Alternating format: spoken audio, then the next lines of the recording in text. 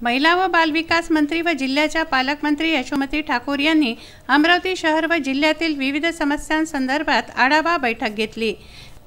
जिल्हा कचेरीतील नियोजन भवन येथे झालेल्या आढावा बैठकीला जिल्हाधिकारी शैलेश नवाल, अपर जिल्हाधिकारी संजय पवार, मनपा आयुक्त संजय निपाणे, शहर पोलीस आयुक्तालयाचे तीनही उपायुक्त व सहाय्यक पोलीस आयुक्त प्रामुख्याने उपस्थित होते। शहरातील वाहतूक व्यवस्थेवर अंकुश लावण्याचा सल्ला आमदार यशोमती ठाकूर यांनी दिला। याशिवाय युवकांमध्ये व्यसनाधीनतेचे प्रमाण वाढते, त्याबाबत उपाययोजना करण्यासाठी गुटखा, अवैध दारू विक्रीवर निर्बंध घालण्याचे आदेश त्यांनी दिले। जनसामान्यांमध्ये पोलिसांप्रती आदर वाढावा यासाठी पोलिसांनी सक्त पवित्रा घ्यावा असा सल्लाही त्यांनी दिला। राजकमल चौकातील उड्डाणपुलाखालील ट्रॅफिक व्यवस्था तसंच पार्किंगच्या व्यवस्थेबाबत देखील त्यांनी मनपा आयुक्त संजय निपाणे यांच्याशी चर्चा केली।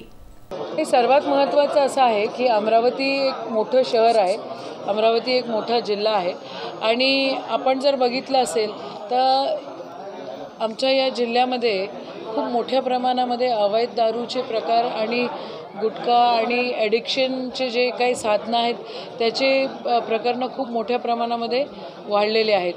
तर त्या अनुषंगानं आणि ट्रॅफिक डिसिप्लिनच्या अनुषंगानं आज प्रामुख्याने या ठिकाणी बैठक होती। पालकमंत्री झाल्यानंतर आज पहिल्यांवेळाच मी पोलीस विभागाशी भेटली आणि मला असं वाटतं की सगळ्या गोष्टी डिसिप्लिनमध्ये जर आणल्या आणि पोलिसांची जर भीती त्या ठिकाणी राहिली तर मोठ्या प्रमाणामध्ये डिसिप्लिन समाजामध्ये येते आणि ती डिसिप्लिन यायला पाहिजे। दामणगावमध्ये मोठं प्रकरण झालं, मागच्या काळामध्ये बडनेरा आणि त्या साईडला एक प्रकरण झालं। Child against crime against women and child खूप मोठ्या प्रमाणामध्ये वाढलेल्या आपल्याला दिसत आहेत। घरफोडीचे प्रकरण असो किंवा मग मोटरसायकल चोरीचे प्रकरण असो खूप मोठ्या प्रमाणामध्ये वाढलेले दिसत आहेत। या सगळ्या गोष्टी डिसिप्लिनमध्ये आल्या पाहिजे।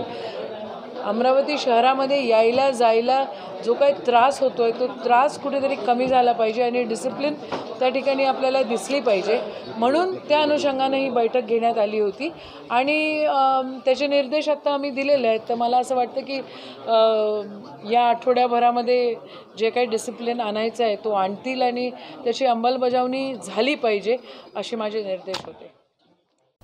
प्रदीप इंगोले, विदर्भ न्यूज, अमरावती।